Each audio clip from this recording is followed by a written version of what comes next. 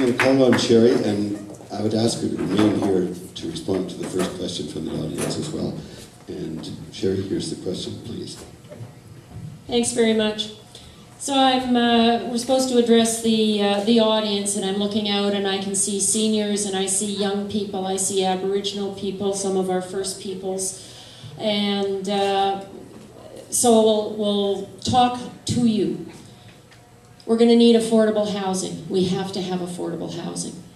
We need affordable housing for seniors, we need affordable housing for young people, we need affordable housing for those people who can't afford some of those houses that Mayor Burgess was talking about. The new building starts in the west end of the city for $300,000. That's not affordable. That the things that I would do as your mayor, first of all, is to involve you in the processes. We've got to get your opinions, your advice, the benefit of your knowledge, your needs. We need to know them at City Hall. You have to be involved in that process. And in the planning, how many seniors are we have right now on waiting lists? How many seniors are we going to have 3 years from now on wait lists? How many students is the university turning away and the college turning away because they haven't got housing? How many people are living multiple families to single houses because there's nowhere else for them to go? We need that data. The Aboriginal people, before I sit down, I'm going to tell you a wonderful story. Because, of course, how would I relate to the community is one of the questions that Wayne had asked me. And my husband and I are so very proud and grateful to Sioux Valley for the support that they've given our son-in-law, Chris, as he's gone through medical school. And I want you to know that my grandchildren will be walking the same path that you are. Thank you very much. Thank you, Sherry. We'll take the first question from the floor, and our first person to respond to this will be Sherry. But questions from the floor? And we all get to go home. Okay. Well, I'll have one. No, Lyndon has it. Oh, okay. I asked this question the last go around 4 years ago. It might seem a bit off the wall. I'm from England originally, and in England, when you run for council, you have to declare your political party. In other words, you run for a political party. We don't do that here in Canada.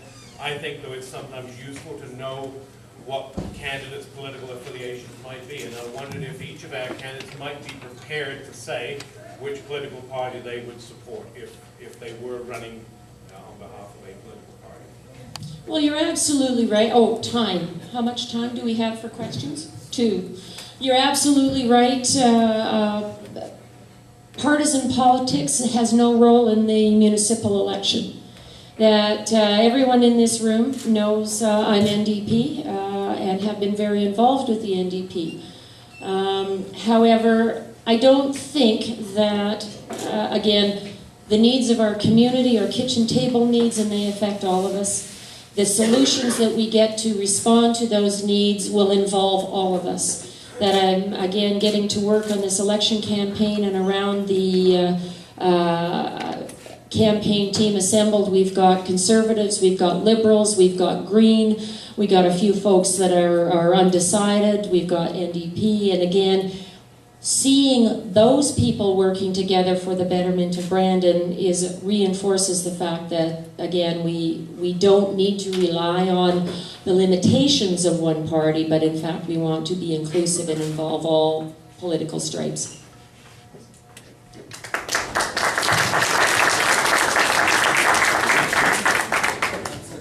Thank you, Sherry. And I call upon Mr. Avalon to come up and give us his. I'll give you a take on political parties. I got one for you. Now I feel a little calmer. But I'll give you a take on political parties. That's a good question. And I remember it from the last time that we were here, and it was a really good experience. And I remember the last time I was here, I presented myself as a Liberal, and a withdrawn Liberal at that, because I wasn't very happy with at the Prime Minister's activities at the moment. I think that was, oh, he slipped my mind now, our former Liberal Prime Minister. He was Martin, was it? Martin, what's his name? Paul Martin? Yeah, and I forgot, and I just, he wasn't a very good impression to me. I guess the affiliation that I would affiliate with is a liberal. I'm a bit of a liberal, and I stick to that because I'm sort of the kind of guy who just believes in liberal beliefs. I'm a liberal.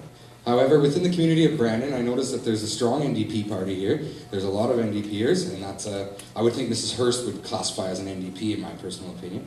And that's fine. You know, the NDP is a good party, strong party. And there's also a lot of conservatives in Brandon. Brandon is definitely a conservative town. And I would think our next candidate here, Mr. Burgess, is a conservative.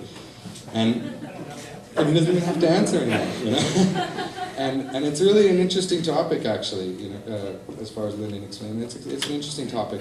And I found that in my time that as a liberal and as a young man, as a painter and as a contractor, I have found that more than most of the people that have employed me in my life in Brandon have been conservatives. And so as a liberal, I would be a liberal, but I think I would like to work for conservatives because I've always worked for conservatives. Thank you, Mr. Allen. And I see the kinder angels of our natures is still holding. And I would ask Dave to please come up and give us his. Thank you, Nico. You saved it for me. I don't even have to say anything. Lyndon and I go way back, so I always appreciate that. I think 25 years ago we met.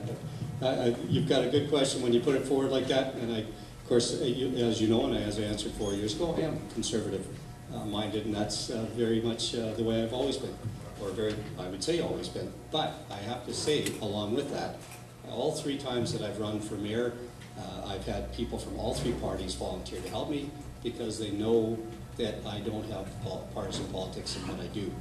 And to add to that, I have to tell you, I miss working with Premier Gary Dewar. We had, and I'm not anything against the current Premier, but we had such a good relationship.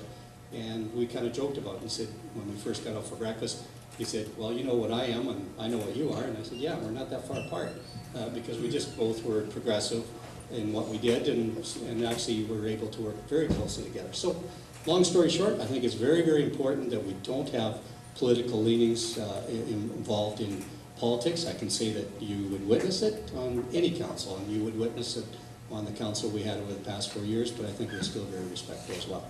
Thanks very much.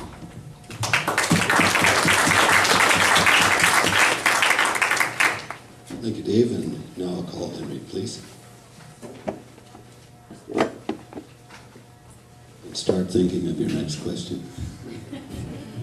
Hi, my name's Henry Hansen. I picked this up at City Hall, Brandon Homeless Steering Committee, and I was kind of shocked. On the very first page, it says this. One study estimates that it would approximately take $1.4 billion a year to eradicate homelessness altogether.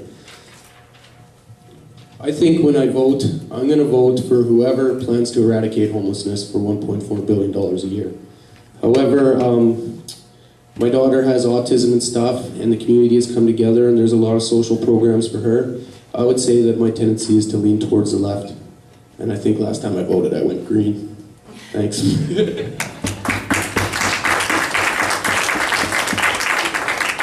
Thank you, Henry. Do we have a question from the floor? If not, I have one. Oh, I'm sorry, I recognize the gentleman in the back there with the sunglasses. Your question, sir? My name is Bob Spiropoulos, in the community here, and my question to the candidate is, what is their vision, their ideas, their agenda to create quality paying jobs for our young people in this community that we are losing rapidly? Excellent question, thank you very much. And I'll call upon Sherry to respond to this first, please. This is like an exercise program when you're going up and down these stairs. It's working. What are you implying? That an economy in Brandon has to be built on knowledge-based jobs. We can't move forward as a city if we're going to continue to focus on low-skill, low-wage jobs. So how do we get those knowledge-based jobs? And I tell you about a town in the United States called Fargo, just like Brandon. Looks a lot like Brandon, the people in it are a lot like Brandon, it's got the same kind of economic base as Brandon. And they had a huge flood in 95 and they needed to rebuild their city. And so what they did is not just rebuild the buildings, but they decided to rebuild that community. And they pursued those kinds of economic jobs with the same passion and vigor as we pursued Maple Leaf. 10 years later, they have 1,700 new employers and 25,000 jobs. Those employers are people like Microsoft and Cisco. They're knowledge-based jobs. They're creative jobs. Brandon can do that too. We just have to know that that's what we're going to do. We got 5,000 students sitting at BU and ACC. Most of those people are going to leave Brandon to find jobs elsewhere. Why aren't they here? If you've got a computer on your desk, you can have that job here in Brandon. Brandon should be the back office for a whole ton of companies. Payroll, HR, marketing, accounting, finance. That we have the capacity, we have the workers, we have the technology. We just have to know that's how we're building our economy and put the plan into place to do that. Thank you.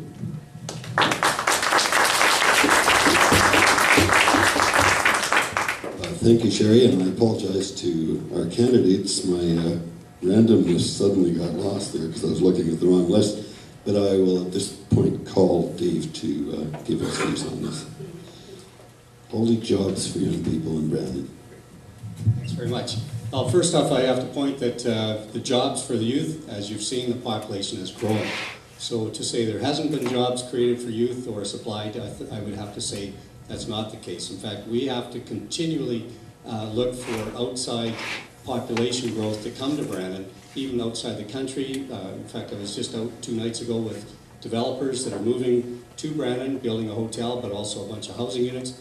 They are actually having to bring people from other countries to try and make sure that they've got the right expertise of the jobs, and those are higher paid. So this training is something that, of course, is ongoing, continually being improved in our city on all of the different institutions. And we also have attracted industry to come to Brandon. We've got FOSCAN coming. It says 2012, but that might be later because of the recession that we went through. But those are about 100 high-paying jobs. Those are the type of companies that are clean-based type of industry that we are wanting to attract even more of. But we've continued to expand, continued to grow, not only with the industrial, but commercially and institutionally. I think that's definitely something that we've seen a success in a very slow time in most of the economies throughout North America and the world. So I would say we can continue on that path and even grow faster. Thanks.